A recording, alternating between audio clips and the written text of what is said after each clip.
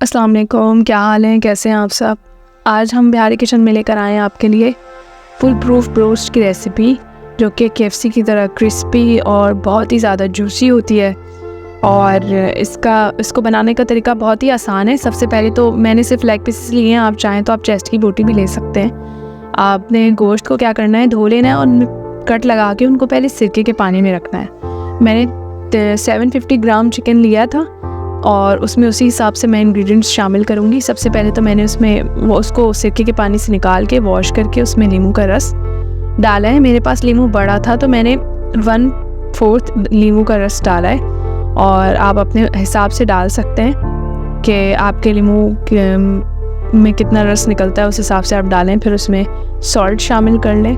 मैंने 1 स्पून नमक डाला है, और उसके बाद हम इसमें पीसी मिर्च डालेंगे।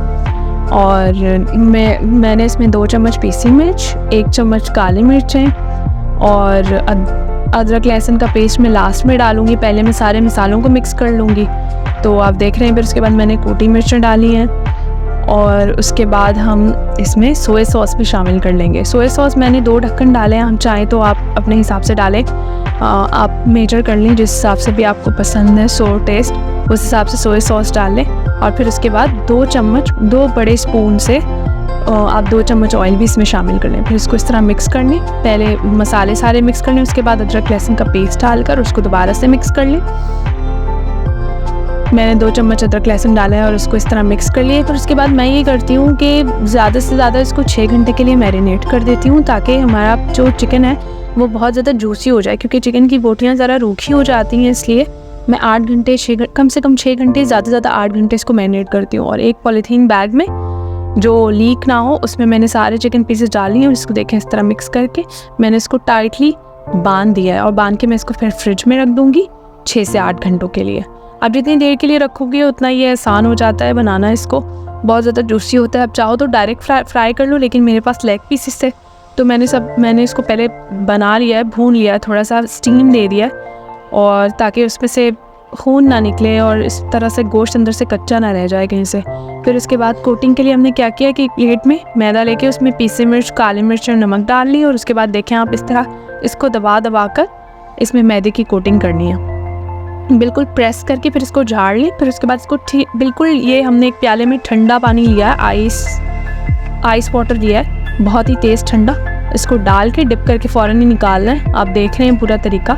और फिर उसके बाद दोबारा इसको इस तरह दबा कर कोटिंग करके इसको झाड़ लेना है। और फिर हमारा देखिए ये कोटिंग हो गई। और फिर हमने गरम हीटेड ऑयल में अपने ब्रोस्ट को डाल लेना। मैंने 2 पीसेस करके दिखाएं ताकि आपको क्लियरली नज़र आ जाए कि बेसिकली, क्योंकि इसमें सारा कमाल कोटिंग का ही। अगर आप कोटिंग अपने अच्छे मतलब प्रेस करके करेंगी, अच्छे से करेंगी, तो वो उतना ही ज़्यादा क्रिस्पी होता है। मैंने सिर्फ मैदा लिया है, कोई कॉर्नफ्लावर नहीं, कुछ नहीं।